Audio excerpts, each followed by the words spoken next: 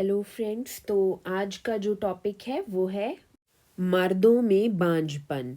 तो सबसे पहले तो मैं ये कहना चाहूँगी कि मर्द इस बात को एक्सेप्ट करने में बहुत ज़्यादा मतलब अपने आप को इन्फीरियर महसूस करते हैं, और कई बार इस चीज़ को वो एक्सेप्ट नहीं करना चाहते हैं कि कमी उनके अंदर भी हो सकती है।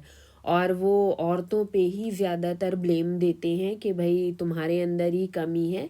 और बहुत से मर्द जो होते हैं वो इसे अपना मतलब एक इन्फीरियरिटी कॉम्प्लेक्स में आ जाते हैं, और मतलब बहुत ज़्यादा नाराज़गी भी अगर बीवी उनसे कहती है टेस्ट कराने के लिए या कोई और, तो वो इसे अपने लिए एक मतलब जिसे कहते हैं ना कि मर्दानगी वाला, वो उनके अंदर एक सुपीरियरिटी कॉम्प्लेक्स होता है मर्दों में, तो वो इस चीज़ को एक्सेप्ट नहीं करना चाहते हैं कि कहीं कमी उनके अंदर भी हो सकती है।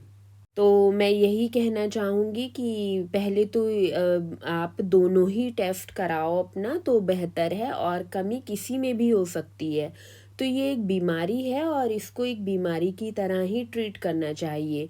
तो कई बार मर्द जो हजरात जो होते हैं वो बच्चा नहीं हो पाता है या कुछ, तो उसके लिए सारा ब्लेम जो है बीवी को देते हैं और अपना टेस्ट भी नहीं कराना चाहते हैं कि कहीं कमी उनके अंदर ना निकल आए। तो अगर कमी निकल भी आती है तो उसे एक्सेप्ट करना चाहिए, क्योंकि ये एक बीमारी है, और बीमारी को जब तक आप उसको पता आपको नहीं होगा कि आपके अंदर कोई कमी है या बीमारी, और कमी वाली कोई बात ही नहीं है, ये एक बीमारी है। तो इसमें इतना ज़्यादा अपने आप को इन्फीरियर महसूस करने का या फिर मतलब दूसरों पे फ्रस्ट्रेशन निकालना, उस चीज़ को जो है अलग रखो, और मतलब अपना ईगो जो है उससे हट के सोचो। तो बहुत से मर्द जो होते हैं वो औरतों पे ही सारा ब्लेम, ज़्यादातर इन केसेस में ऐसा होता है औरतों पे ही सारा ब्लेम डाला जाता है।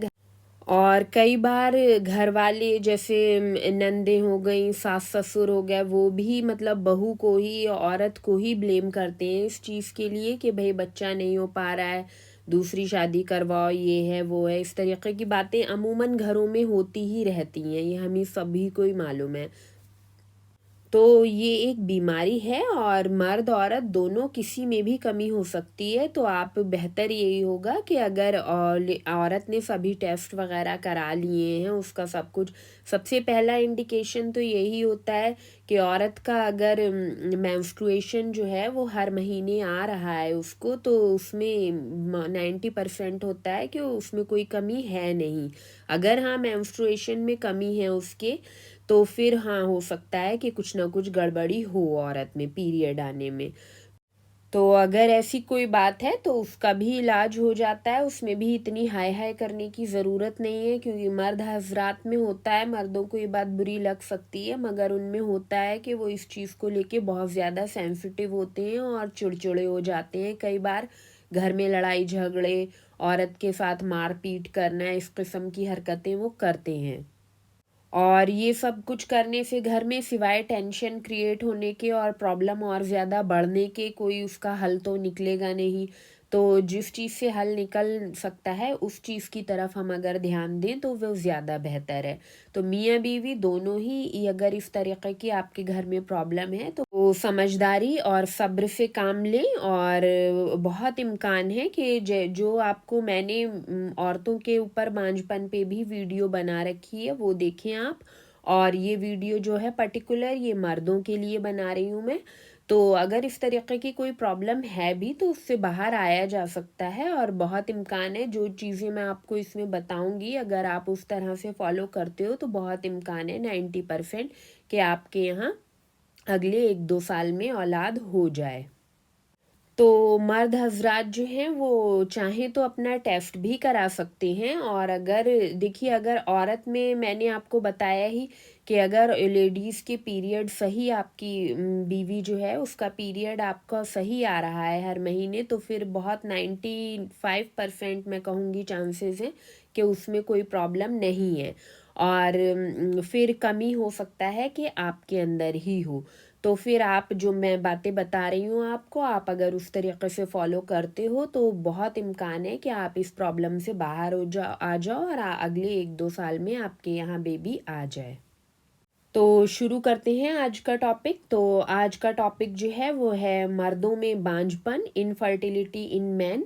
तो मर्दों में बांझपन के पीछे भी ज़्यादातर हार्मोन इम्बैलेंस ही वजह होती है। तो मर्दों में मेन जो है वो सेक्स हार्मोन होता है टेस्टोस्टेरॉन। तो टेस्टोस्टेरॉन का इम्बैलेंस और स्पर्म काउंट कम होना, ये दो मेन वजह होती हैं मर्दों में बांझपन की। तो टेस्टोस्टेरॉन जो है वो एक मेल हार्मोन है जो कि मर्दों में मर्दानापन को लाता है, जैसे दाढ़ी मूछे, आवाज़ का भारी होना और मर्दों के जिस्म की ताकत और उनकी स्ट्रॉन्ग बनावट। मतलब कि वो सभी चीज़ें जो मर्द को औरत से अलग दिखाती हैं टेस्टोस्टेरॉन हार्मोन की वजह से होती हैं। तो सबसे पहले डिस्कस करते हैं उन चीज़ों के बारे में जिससे आपका टेस्टोस्टेरॉन अगर कम है तो बढ़ जाए। तो सेक्स हार्मोन को बढ़ने के लिए ज़रूरी है कोलेस्ट्रॉल। वैसे तो सभी ग्लैंड्स के ठीक से काम करने के लिए fat means saturated fat means जानवरों का जो चर्बी होती है वो वाला फैट ज़रूरी होता है ग्लैंड्स के काम करने के लिए। और ख़ास तौर से सेक्स हार्मोन्स के लिए तो कोलेस्ट्रॉल जो होता है वो एक बिल्डिंग ब्लॉक ही होता है। तो अपने खाने में एनिमल फैट यानी कि चर्बी का इस्तेमाल करें, यानी आपका खाना जो है वो चर्बी में बना होना चाहिए। इसके अलावा अगर आप कोलेस्ट्रॉल घटाने वाली दवाएं खा रहे हैं, जैसे कि कोलेस्ट्रॉल घटाने की जो दवाएं होती हैं अगर आपको डॉक्टर ने प्रिस्क्राइब की हैं, तो फिर नेचुरल है ये आपका कि आपका टेस्टोस्टेरॉन कम होगा ही। और वो दवा जब अब तक आप खाना नहीं छोड़ोगे, आपका जो टेस्टोस्टेरॉन लेवल है वो ऊपर होना मतलब बढ़ना बहुत ज़्यादा मुश्किल हो जाएगा। इसके अलावा सुबह 5-6 बजे से लेकर सुबह 8 बजे तक टेस्टोस्टेरॉन जो होता है हाई लेवल पे होता है, पीक पे। तो कोशिश करें कि सुबह के टाइम आप सेक्स करें, क्योंकि आपका जब टेस्टोस्टेरॉन कम होता है तो आपका स्पर्म काउंट भी उस वक्त कम ही होता है नेचुरली। जब टेस्टोस्टेरॉन आपका हाई होगा जिस टाइम, तो फिर आपका स्पर्म काउंट बहुत ज़्यादा, आपका इम्कान है कि काफ़ी ज़्यादा बढ़ा हुआ होगा। क्योंकि लो टेस्टोस्टेरॉन स्पर्म काउंट को भी कम करता है। तो जिस टाइम टेस्टोस्टेरॉन पीक पर होता है उस टाइम अगर आप सेक्स करते हैं तो कंसीव होने का चांसेस जो होते हैं वो बहुत ज़्यादा होते हैं। इसके अलावा अगर आपका इंसुलिन हाई है, मतलब आप कार्बोहाइड्रेट ज़्यादा ले रहे हो, तो भी आपका टेस्टोस्टेरॉन नीचे चला जाता है। इसके अलावा अगर आप टेस्टोस्टेरॉन के इंजेक्शन ले रहे हो तो फिर आपका स्पर्म काउंट जो है वो लो हो जाएगा। इसके अलावा फास्टिंग करने से आपका टेस्टोस्टेरॉन काउंट जो होता है वो बढ़ जाता है। अगर आप मोटे हैं तो आपका टेस्टोस्टेरॉन कम होगा। तो टेस्टोस्टेरॉन बढ़ाने के लिए सबसे अच्छा है कि आप उसी तरह से डाइट करें जैसे मैंने वेट लॉस डाइट प्लान 2 में बताया है। 15 days weight loss diet plan 2 और 15 डेज फास्टिंग डाइट। तो दोनों वीडियोस जो हैं वो चैनल पर बनी हुई हैं, वो आप ज़रूर देखें। तो इस तरह से डाइट फॉलो करके, जैसे उन वीडियोस में मैंने बता रखी है, आप जो है अपने इंसुलिन को कंट्रोल में ला पाओगे, जिससे कि आप दूसरी बीमारियों के साथ इस प्रॉब्लम से भी बाहर आ पाओगे। कार्बोहाइड्रेट अपनी डाइट में जितना हो सके कम ही लें। आपकी डाइट होना चाहिए high fat high protein. Sugar यानी कि कार्बोहाइड्रेट और प्रोसेस्ड फूड आप ना लें। इसके अलावा आपकी डाइट में होना चाहिए जिंक। तो जिंक के लिए बेस्ट सोर्स होता है रेड मीट, यानी कि बीफ, बफेलो या फिर ये बकरी या भेड़ का जो गोश्त होता है वो, उसमें भी बीफ का जो होता है, बीफ और बफेलो का, गाय भैंस का, वो बहुत ज़्यादा जिंक में हाई होता है। इसके अलावा आपकी डाइट में होना चाहिए मैग्नीशियम, जिसके लिए आप अपनी चाय में 1/4 टीस्पून, या फिर ऐसी समझ लीजिए कि मर्दों का हाथ बड़ा होता है तो वो बड़े हाथ की जो चुटकी होती है वो 2-3 चुटकी ककाओ पाउडर, चॉकलेट पाउडर जो होता है वो डाल के आप ले सकते हो। वो मैग्नीशियम का बहुत रिच सोर्स होता है ककाओ पाउडर। और विटामिन डी, तो विटामिन डी जो है वो आपको धूप में बैठने से मिलेगा, धूप थोड़ी बहुत लें आप। और खाने में आपके चर्बी, मक्खन या घी और साथ में धूप में बैठें विटामिन डी के लिए।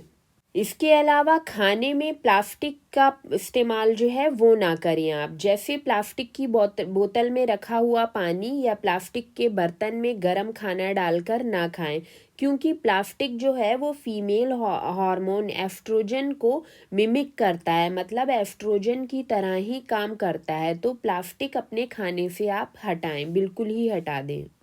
इसके अलावा अगर आपके यहाँ बेबी नहीं हो पा रहा है, प्रेग्नेंट नहीं हो पा रही हैं आपकी वाइफ, तो फिर दिक्कत आ रही है, तो फिर आप प्रेगनेंसी के लिए सेक्स करने से पहले 1 महीना तक रुक जाएं, मतलब 1 महीना सेक्स ना करें।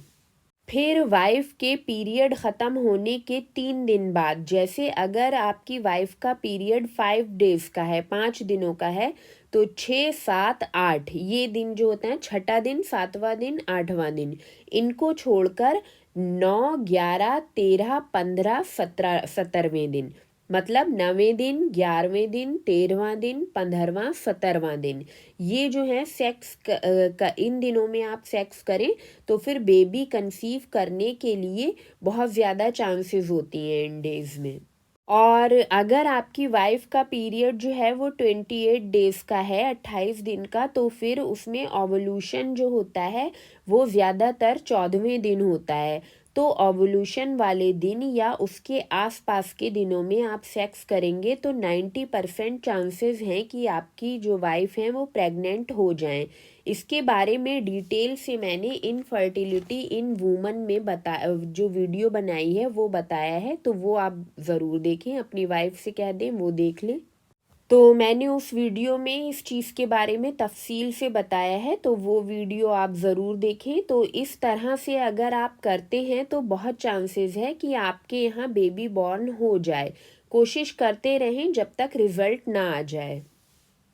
तो ये पर्टिकुलर वीडियो जो था ये मर्दों के लिए मैंने बनाया है, जो कि इनफर्टिलिटी से जो फैमिलीज़ जूझ रही हैं, बेबी नहीं हो पा रहा है उनके यहाँ, उनके लिए मैं, तो उनकी कुछ हेल्प हो सके। तो अगर इस वीडियो से आपको कुछ फ़ायदा मिलता है, आपको बेबी कंसीव हो जाता है, बेबी आ जाता है आपके यहाँ, तो कमेंट सेक्शन में ज़रूर बताएं, जिससे दूसरे लोगों को भी मोटिवेशन मिल सके। और इस बीमारी के लिए भी मैं तो यही कहूँगी कि कोई टेस्ट वगैरह आपको कराना है तो बेशक डॉक्टर की आप हेल्प ले सकते हो, मगर ज़्यादातर डॉक्टर्स को इस चीज़ के बारे में कुछ भी पता नहीं होता है, वो बस ऐसे ही हवा में इलाज कर रहे होते हैं, जिससे कि कुछ फ़ायदा भी नहीं मिलता है। लोग जो है आईवीएफ कराते हैं तो कई बार वो सक्सेसफुल हो जाता है और कई बार नहीं हो पाता है, क्योंकि आपका जो बेबी कंसीव करने के लिए प्रॉपर जो एनवायरनमेंट होना चाहिए, मतलब औरत के अंदर, वो उसके अंदर नहीं होता है, हीट बहुत ज़्यादा होती है, तो फिर कई बार आईवीएफ फेल हो जाता है, बहुत बार, बहुत कम ही होता है जो आईवीएफ सक्सेसफुल हो पाती हैं। तो कोशिश आप नेचुरल तरीक़े से करोगे तो आपको बहुत इम्कान है अच्छे तरह से आपको रिज़ल्ट मिलेगा और बहुत अच्छा रिज़ल्ट मिलेगा। इसके साथ ही जो आयोडीन है वो भी ज़रूरी है, क्योंकि मैंने हमेशा ही बताया है ग्लैंड्स को ठीक से काम करने के लिए आयोडीन और एनिमल फैट यानी कि चर्बी की ज़रूरत होती है। तो चर्बी तो मैंने बता ही दिया, आप अपने खाना जो है वो चर्बी में बनवाएं अपना खाना, ऊपर से आप बटर वगैरह भी खा सकते हैं। उसके अलावा आयोडीन का सप्लीमेंट आपके लिए ज़रूरी है, तो क्योंकि ये जो होता है टेस्टिस जो होती हैं वो भी ग्लैंड्स ही होती हैं, जहाँ से कि आपका सेक्स हार्मोन जो मेल हार्मोन होता है, मेल सेक्स हार्मोन टेस्टोस्टेरोन, वो रिलीज़ होता है।